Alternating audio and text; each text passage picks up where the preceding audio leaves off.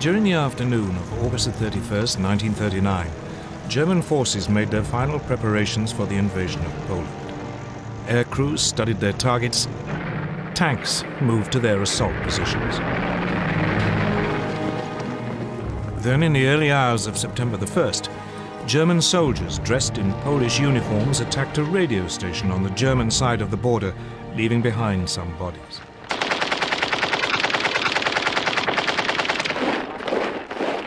This was the aggression which Hitler later used to justify his attack.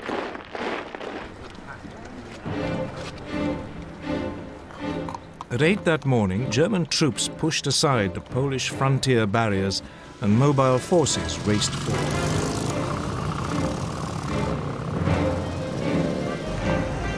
Two days later, on September the 3rd, Britain and France declared war, honoring their promise to stand by Poland.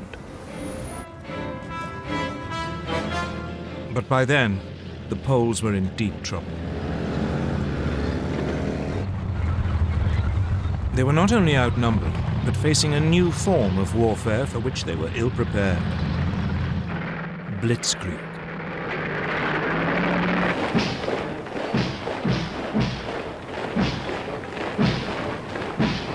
In 1939, the German army consisted of 1.5 million men. Its elite were the panzers, tanks, 6 armoured divisions and 4 light divisions intended for reconnaissance, a total of 2,400 tanks. These had been designed to break through an enemy's defences and strike deep, cutting communications and spreading confusion. Enemy strong points would be bypassed, left to the following infantry to mop up.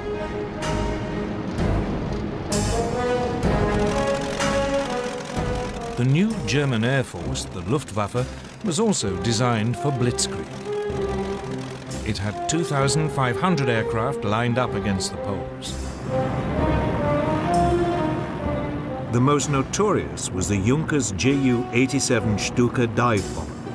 It was a form of flying artillery, making pinpoint attacks in support of the fast-moving ground forces. The Poles could muster just 600 planes. On the ground, it was just as bad. Poland's army was just 500,000 strong. It had only 880 tanks. It even had 11 brigades of cavalry, lances and horses against army. But it wasn't just numbers that gave the Germans their advantage. They used their panzers in a radically new way, as separate, hard-striking units. The Polish tanks were dispersed to support their infantry.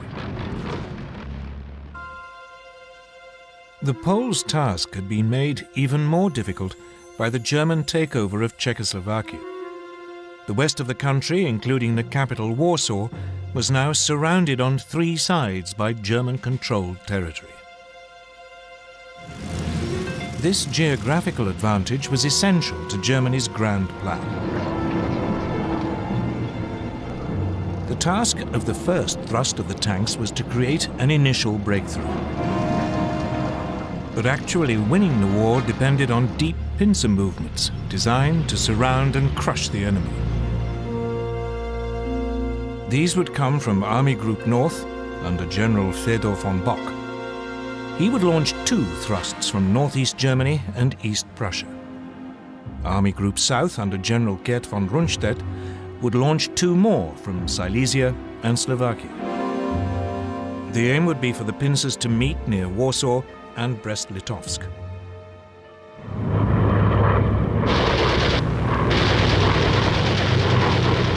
From the start, it went well for the Germans.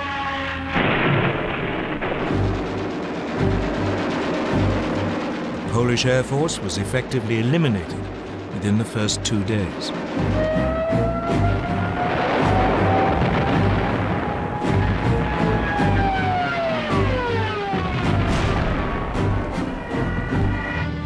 Panzers cut through and struck deep. and the Stukas and medium bombers proved devastatingly effective.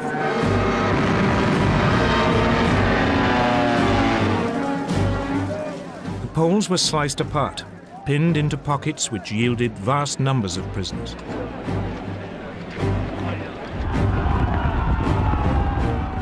Legend has it that some Polish cavalry units gallantly tried to attack the panzers, but it was futile.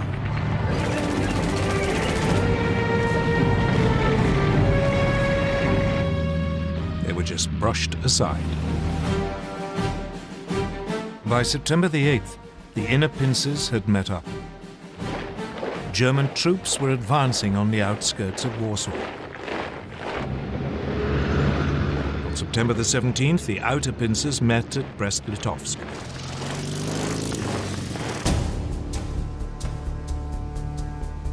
On the same day, Soviet forces crossed the eastern Polish frontier as part of the agreement reached between Hitler and Stalin in the Nazi-Soviet pact. The Polish army was now in full retreat, its government fleeing abroad. Warsaw, however, fought on.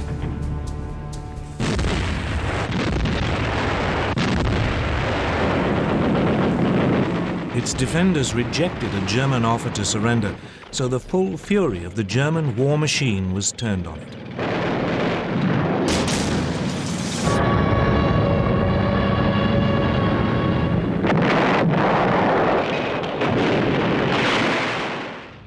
Watching it all was Adolf Hitler, who had followed close behind his conquering army.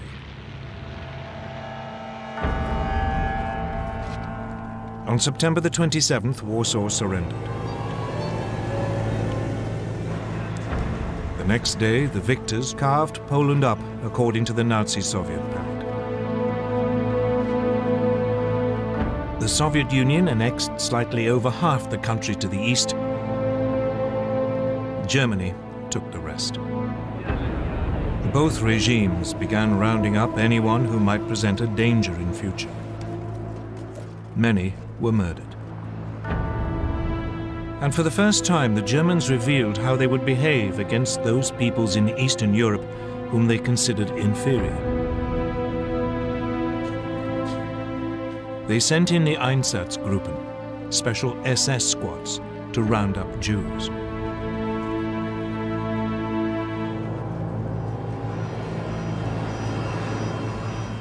Most were forced into ghettos in the major cities, where they would be starved to death.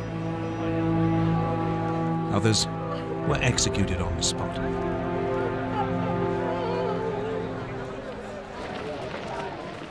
This was not, however, the end of the Polish army. More than 50,000 troops escaped and eventually reached France. There, a provisional government had been formed by General Władysław Sikorski. The Poles would fight on bravely from abroad.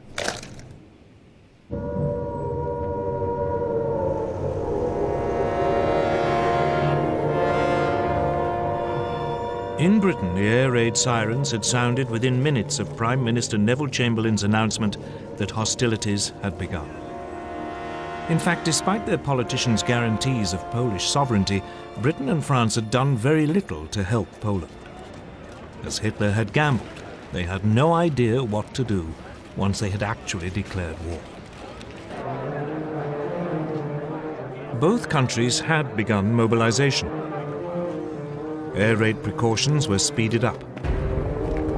Anti-aircraft guns were placed in major cities. Shelters were erected. Soon, children were being evacuated. Everyone had to carry gas masks, and a blackout was introduced. The British Army began to deploy its 100,000-strong expeditionary force to northern France. French troops did advance a little way inside the German border, but they refused to move beyond the protective cover of artillery range. The initiative was still firmly in Hitler's hands. And he at least knew precisely what he was going to do next.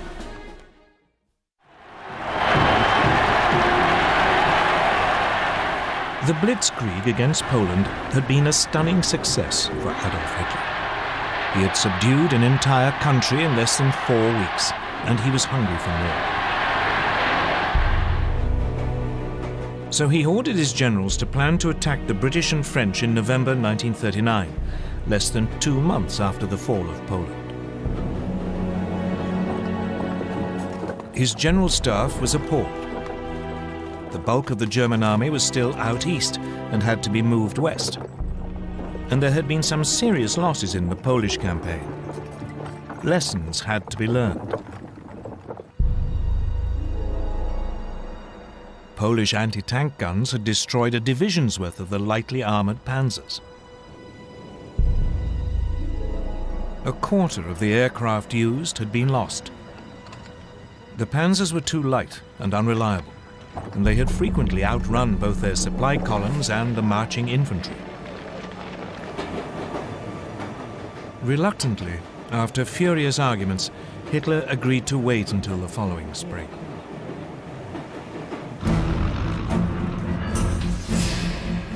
Meanwhile, his enemies were also learning lessons. Britain had thought that bombers would be a key weapon in the coming conflict. But when on September the 4th, Britain's Royal Air Force made a daylight raid on German shipping, 7 of the 30 bombers were shot down.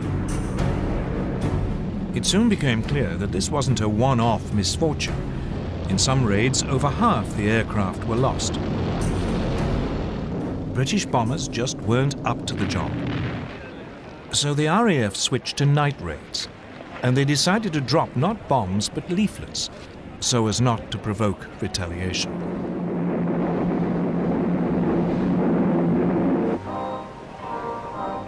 So, with the Blitzkrieg stalled and the air war quiet, the focus now went to the one remaining arena, the sea. Germany's navy was still in the middle of an ambitious building program that wasn't due to finish until 1948. The commander of its submarine arm, Admiral Karl Dönitz, planned to cut Britain's supply routes across the Atlantic. For this, he wanted 300 ocean-going submarines, but he had just 38. Nevertheless, Dönitz ensured that all available U-boats were at sea on September the 3rd, the first day of the war against Britain. That evening, believing it to be an armed merchant cruiser, U-30 sank the liner Athenia without any warning.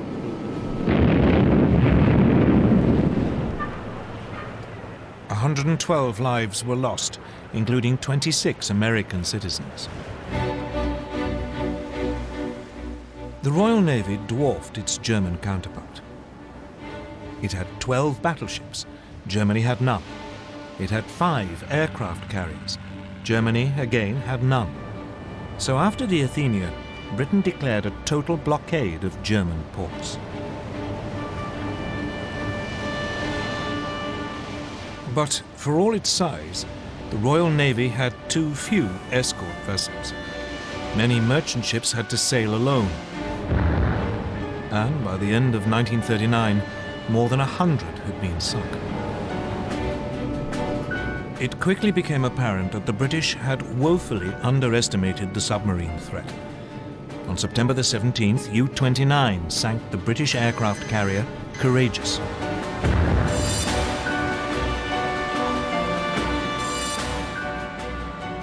On October the 14th, the battleship Royal Oak was sunk when U-47 slipped through the defences of the British main fleet base at Scapa Flow in the Orkneys. Meanwhile, Germany's small surface fleet had also been unleashed against the sea lanes. In the North Sea, the battle cruisers Scharnhorst and Gneisenau intercepted a convoy on November the 22nd.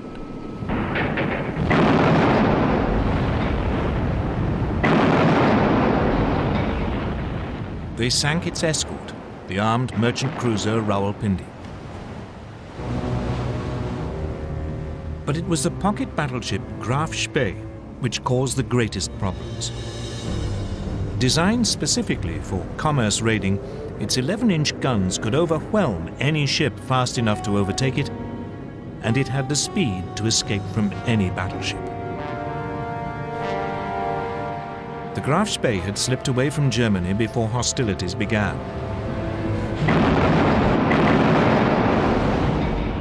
Soon it was cutting loose in the South Atlantic and Indian Oceans. Finally, 3 British cruisers, Exeter, Ajax and Achilles, intercepted it off the River Plate on the east coast of South America. The British ships damaged the pocket battleship so badly that it had to take refuge in the neutral Uruguayan port of Montevideo. The Germans were then fooled into thinking that a more powerful British force had arrived. When the Graf Spee was commanded to leave port, her captain scuttled her rather than risk annihilation.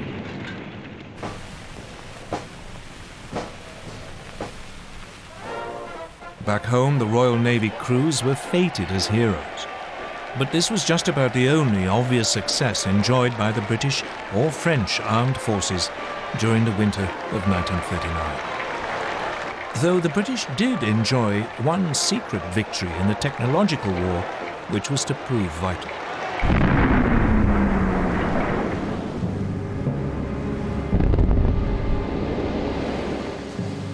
As soon as the war began, Britain began to lose large numbers of ships to German mines. What was so mysterious was that the ships didn't seem to have actually struck them. The mines had simply exploded as the ships passed nearby. Then, on the night of November the 22nd, 1939, a German plane was spotted dropping a mine at low tide in the Thames estuary. Disarmed and rescued from the mud, the mine was found to be set off by the magnetic signature of a ship passing close by. The solution was to reduce a ship's magnetic signature by hanging a copper cable round the hull and then passing an electric current through it, a process called degaussing. Once degaussing was applied to all ships, the danger from the magnetic mine was massively reduced. But otherwise, as 1940 began, the war was quiet. The two sides did little during the winter except to patrol, train, and try to keep warm, for it was a particularly cold one. An American journalist called it the phony war. For the Germans, it was the Blitzkrieg.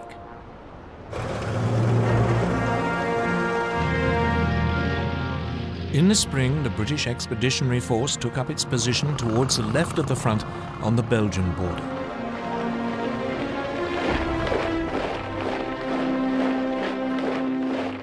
But it was dwarfed by its French ally. France had some 100 divisions along the Belgian and German frontiers or in reserve nearby. This imbalance meant that the British commander, Lord Gort, had to go along with the ideas of the French general Maurice Gamelin. And these were entirely defensive. French hopes were pinned on the massive ramparts of the Maginot Line. A series of fortifications, it ran from Switzerland to Belgium along the French-German border. The Maginot Line was considered to be completely impassable and would ensure that French territory remained safe. But otherwise, the Allies had no idea of how actually to defeat Germany. Instead, they brought up their forces and prepared for a repeat of World War I.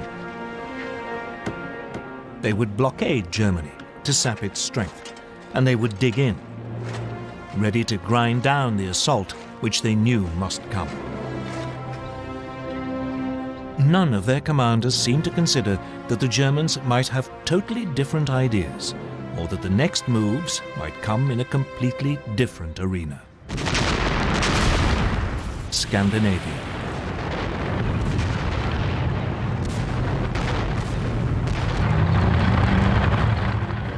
On November the 30th, 1939, a new theatre of war was opened up. The Soviet Union invaded its tiny neighbour, Finland. Finland had only achieved independence from the Russians in 1918 and hated them. Soviet dictator Joseph Stalin was convinced that one day the Finns might allow the Germans in to attack Leningrad and the vital Arctic port of Murmansk. The Red Army outnumbered its Finnish opponents by more than 10 to 1. The invasion should have been a walkover. But its leadership had been devastated by Stalin's terrible purges. The Finns were led by General Gustav Mannerheim. He fought back using hit-and-run tactics amid the deep snow, often on skis. The Soviet troops, confused and poorly led, suffered massive losses. Finland's gallant resistance caught the imagination of the British and French. Soon they were planning to send help via Norway and Sweden. The fact that this might suck two neutral countries into the war was ignored.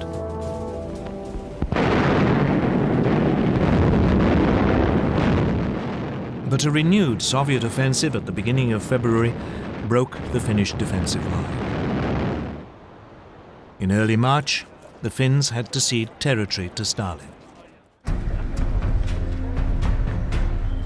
By now, Hitler too had become interested in Scandinavia.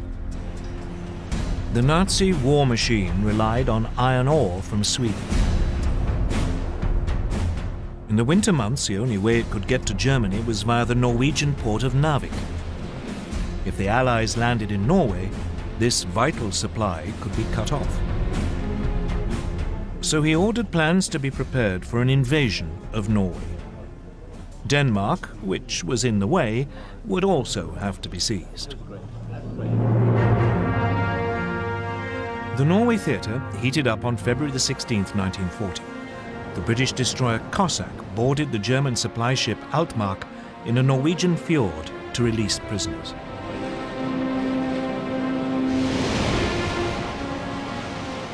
Then, on April the 9th, German troops began landing at 5 ports: Oslo, Kristiansand, Bergen, Trondheim, and Narvik. At the same time, men of their newly formed German parachute division seized Stavanger and Oslo airfields. The Norwegian defenders were swiftly overwhelmed, as were the Danes. German forces occupied their country within 24 hours.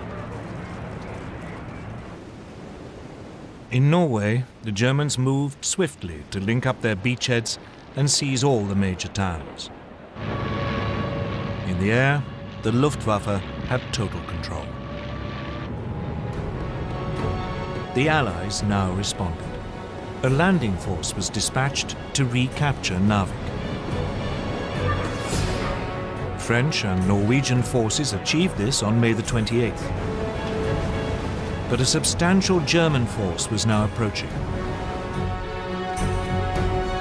So 6 weeks later, the Allies abandoned Norway to its fate.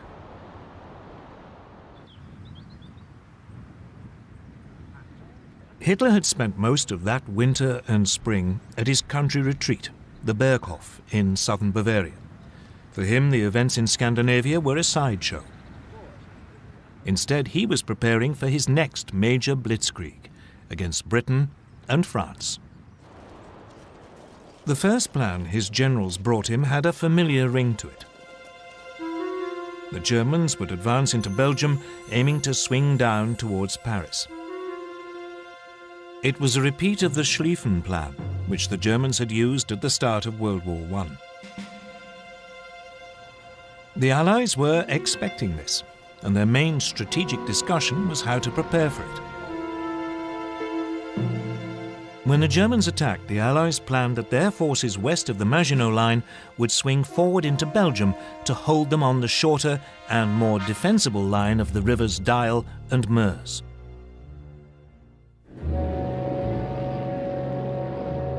Then, on January the 10th, 1940, a German liaison aircraft lost its way and crashed in Belgium. A copy of the German plan was found. This convinced the Allies that their Dyle plan must be right, and they deployed their troops accordingly. Unfortunately, the same event made the Germans alter their ideas entirely. Chief Planner General Erich von Manstein had always thought the original plan unimaginative. He was worried that the German forces would become bogged down, as in World War I, and that his country would lose a long, drawn-out war. So he proposed to Hitler that the main thrust should be made at the point where the Maginot Line ended, and where the Allies were most vulnerable as their Western armies moved forward. Virtually all Germany's panzers would be gathered opposite the Ardennes in southeast Belgium. The Allies considered this hilly and wooded area almost impassable for tanks. It was, therefore, lightly defended. The plan was to drive deep behind the Allied armies, which would have advanced into Belgium. They could then cut them off, and all the forces sitting in the Maginot Line would be bypassed. It was a high-risk strategy. The German armour could become stuck in the forest, but Hitler loved it. So the German forces were redeployed without the Allies knowing. The Allies, meanwhile, prepared for their long defensive war. In addition to the formidable barrier of the Maginot Line, they had a slight advantage both in manpower, some 110 divisions available against 95 German, and in armour, about 3,000 vehicles against 2,700. The French also had the better tanks. Their 32-ton Char Bay had both 75 and 47mm guns. Its disadvantage was that the main gun was mounted in the hull, and so was difficult to aim. The other gun was in a one-man turret, from which the commander had to control the tank as well as man the gun. In contrast, the newest German design, the 17-ton Panzer Mark IV, had a 75mm gun in a spacious three-man turret, so its crew could work as a team, though only about 100 were available.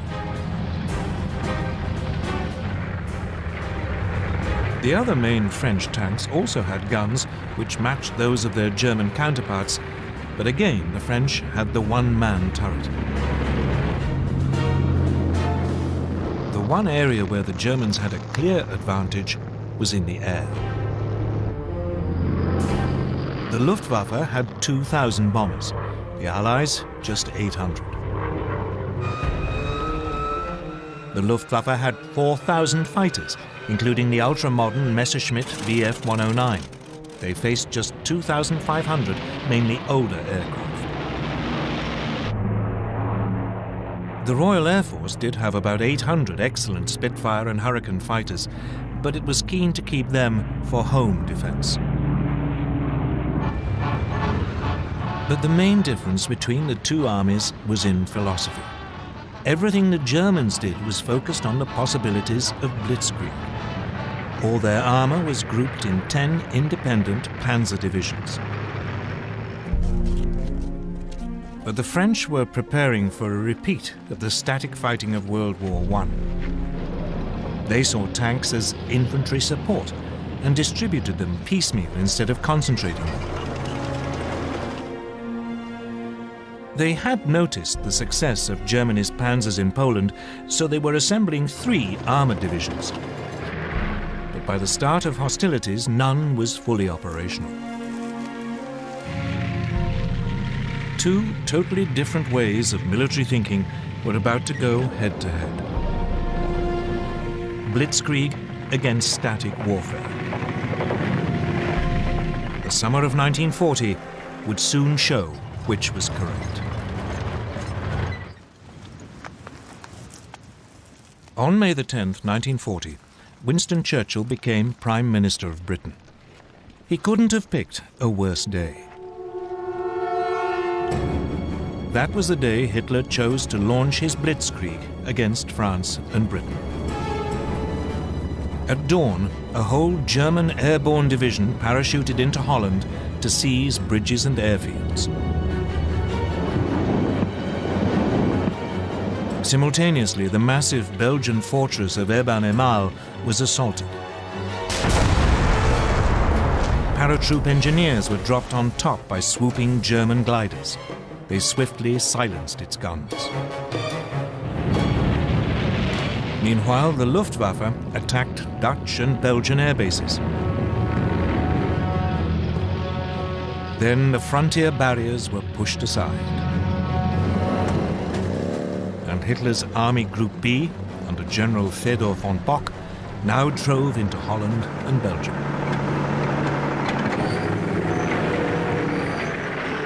As planned, the French and British armies along the Belgian border moved forward to their new defensive line along the Dial and Meuse rivers. But none of the Allied commanders seemed to have noticed that German Army Group A, which had the bulk of the panzers, after brushing aside the Belgian frontier troops, had now begun driving through the hills and woods of the Ardennes to their south.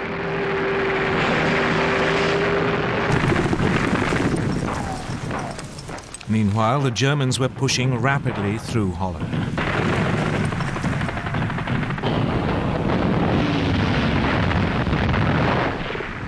The obsolete Dutch army was no match for the highly tuned German war machine. And it was under continual heavy air attack by the Luftwaffe, which roamed the skies unchallenged. On May the 14th, the Germans demanded the surrender of the port of Rotterdam. A large force of bombers took off as the Dutch hesitated. While they were airborne, the Dutch agreed to surrender the city, but apparently a recall message never reached the bombers.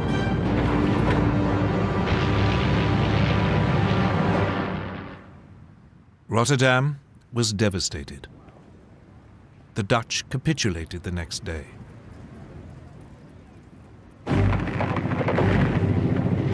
Then came the hammer blow. The thing that British and French planners had thought impossible had happened. German panzers were through the Ardennes and had reached the Meuse by the evening of May the 12th.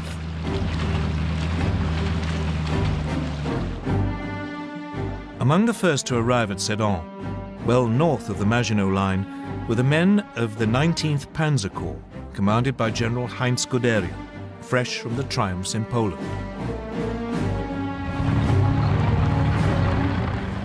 Guderian now showed how Blitzkrieg should be done.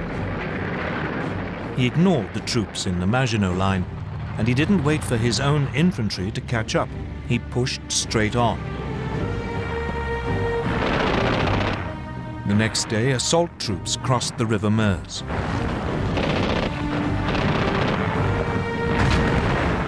Engineers began building bridges for the armor while under heavy French fire.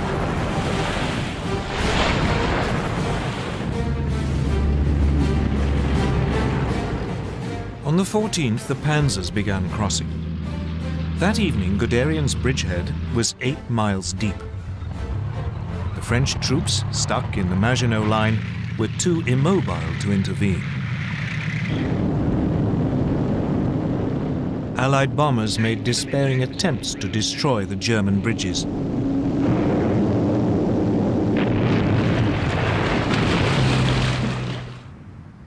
But most were shot down.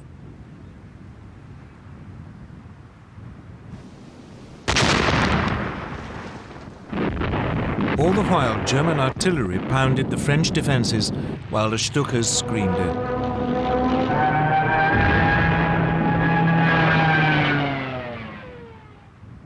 Just 3 days after the attack had been launched, the French defenders around Sedan broke. Guderian's panzers began racing westwards. By nightfall, they had advanced more than 40 miles behind the northern group of Allied armies.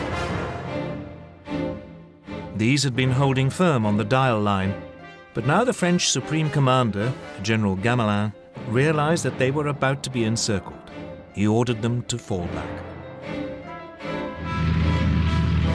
This sudden decision to withdraw bewildered the Allied troops, who had no idea what was going on behind them. As they fell back, they were hindered by a growing flood of refugees clogging the roads. That day, the French Prime Minister Paul Reynaud phoned Churchill. He said, "We are beaten. We have lost the battle." But for all the brilliance of the Blitzkrieg, the Germans were vulnerable. As the panzers raced westwards, they created an ever longer corridor just a few miles wide. The Allies realized that this was open to counterattack. The bulk of the German army was still totally dependent on horsepower or its own feet for transport, so the gap between the rampaging panzers and the follow-up infantry grew with every hour. On May the 17th, Colonel Charles de Gaulle, commander of one of the newly formed French armored divisions, made the first of two attempts to cut through the German line near Crécy. But the cumbersome French command system meant that units were sent into battle piecemeal, not in a coordinated thrust.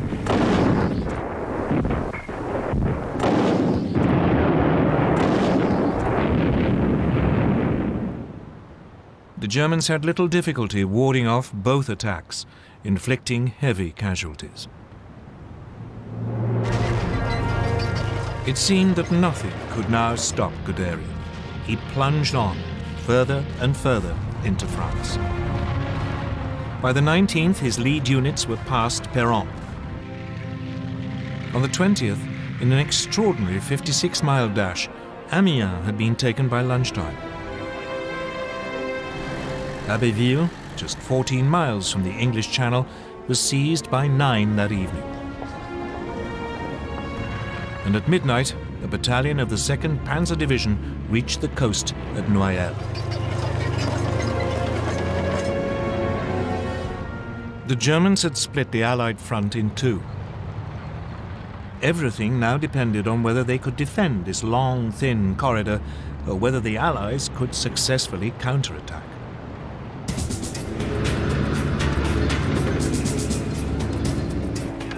So now the British got ready to break the German lines. On May the 21st, two armoured battalions prepared to launch an attack south of Arras. The British tanks were even more unsuited to fast-moving armoured warfare than the French. Their most effective machine, the Matilda II, had been designed for infantry support. Though well armoured, it was slow and undergunned.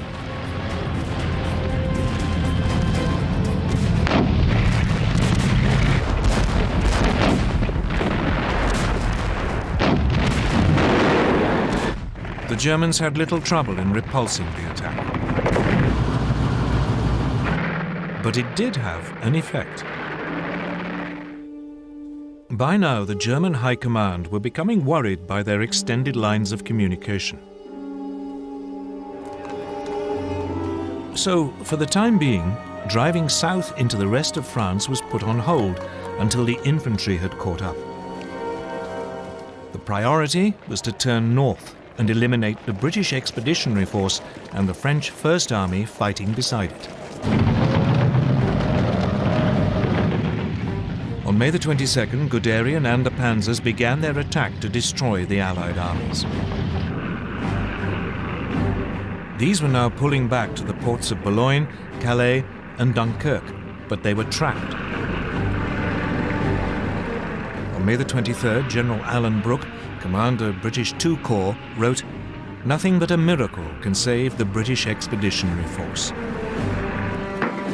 2 days later, the Germans seized Boulogne.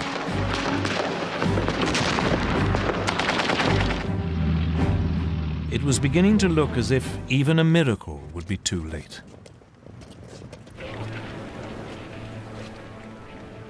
May the 25th, 1940. The situation of the British Expeditionary Force and the French First Army was desperate. The port of Boulogne had been overrun. German troops had isolated Calais. The British were being forced back to the port of Dunkirk. Lord Gort, the British commander, advised his government that the only hope of saving even a fraction of his troops was to organize an evacuation by sea. But as the dive bombers screamed down and the panzers were poised for the final assault, evacuation seemed a forlorn hope. The British anticipated that Dunkirk would be overrun within a day. But unknown to the British, Hitler and the German High Command had made a decision which was to save them from total annihilation. The Germans were only too aware that their panzer crews were exhausted and their machines needed urgent repairs. Those attacks by de Gaulle and the British may have failed, but they have shown very clearly how vulnerable the German lines of communication were. This was the great weakness of Blitzkrieg. So the High Command made a fateful decision.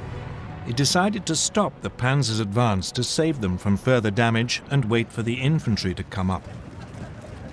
Only then would the Allied pocket around Dunkirk be eliminated. So the Blitzkrieg was halted and the panzers lay idle. They would not advance for 2 days, just enough to buy the British in particular a little time to prepare. As the tanks waited, the only major action was in Calais. There the British and French garrison refused to surrender. Instead, they had to be overrun in 3 days of bloody hand-to-hand fighting.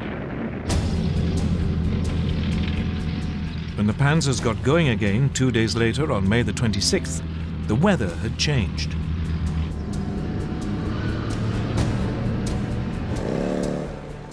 The Germans became bogged down in the heavy rain, again giving the Allies more time.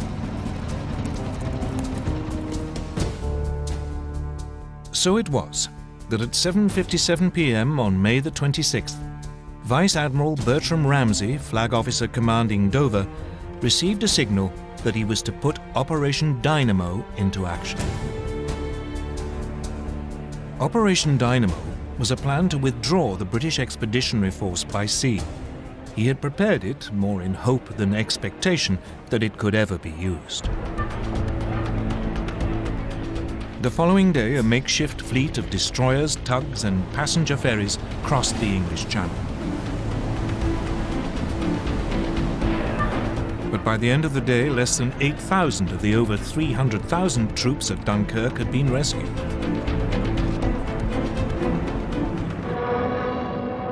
The port was under such heavy air attack that it could not be used. And the ships could not get in close enough to the beaches. So Ramsay now sent out a call for any boats of shallow draft that were over 30 feet long. Hundreds of cabin cruisers, fishing boats and barges were gathered from harbours all over southern England and sent across the Channel, often crewed by their civilian owners. The little ships worked on the beaches of Dunkirk, ferrying troops out to the larger boats waiting to take them to safety.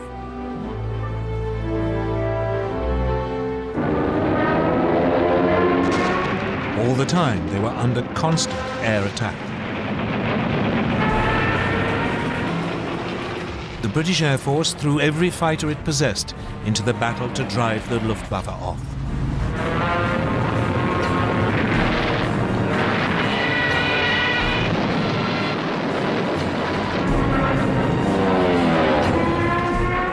Even so, 7 French and 6 British destroyers were sunk, together with 24 smaller warships. A quarter of the 665 small boats never got home. But when the evacuation was halted on June the 4th, over 300,000 men, 41% of them French, had been rescued.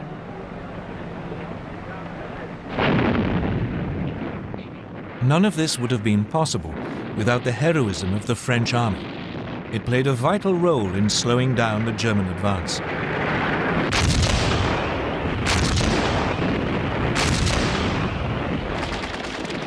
The French rearguard didn't leave its positions around Dunkirk until the last boats had pulled away from the beaches.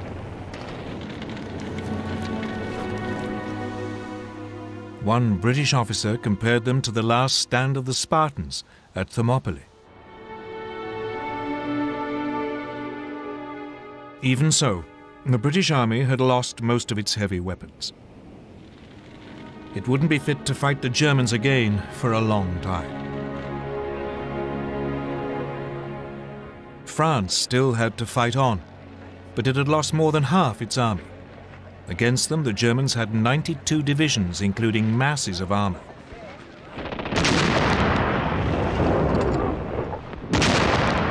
At 4 in the morning of June the 5th, a short bombardment began the final destruction of France.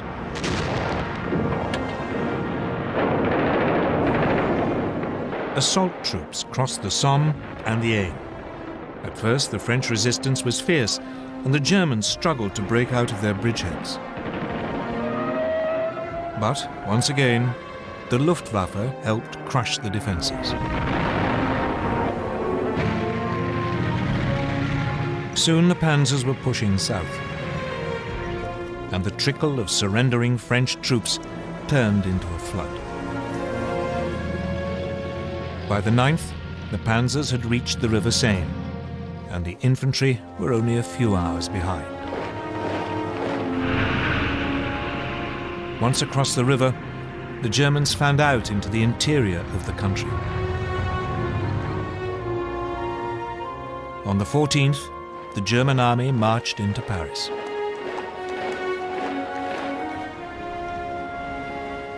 The swastika was raised on the Eiffel Tower.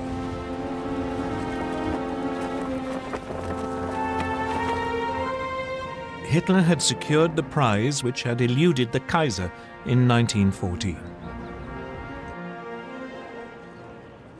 The Parisians could only watch in stunned horror. Throughout the period of the French collapse, Winston Churchill paid 5 visits to France, trying to bolster French resistance. On June the 16th, he even offered Paul Reynaud a union with Britain if France stayed in the fight. But it was too late. Reynaud's cabinet rejected the proposal, and the Prime Minister resigned that evening. He was succeeded by Marshal Philippe Pétain, who immediately asked the Germans for an armistice.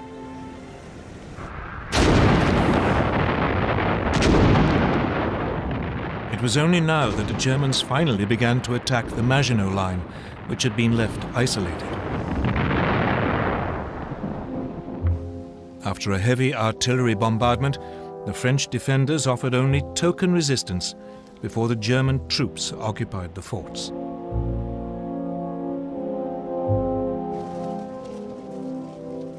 On June the 21st, Hitler went to Compiègne, where the railway carriage in which the Germans had signed the armistice in 1918 was kept. As a French delegation entered the carriage, he handed them his terms and then left. The French insisted on consulting their government, but the next day they were told that if they didn't sign immediately, the panzers would roll again. They signed, and the humiliation of France was complete.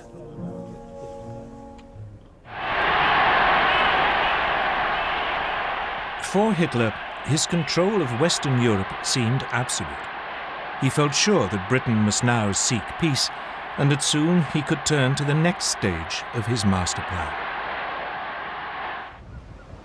But even though the Blitzkrieg had achieved so much so fast, it hadn't won him the war. The British, battered and wounded, had escaped to fight another day.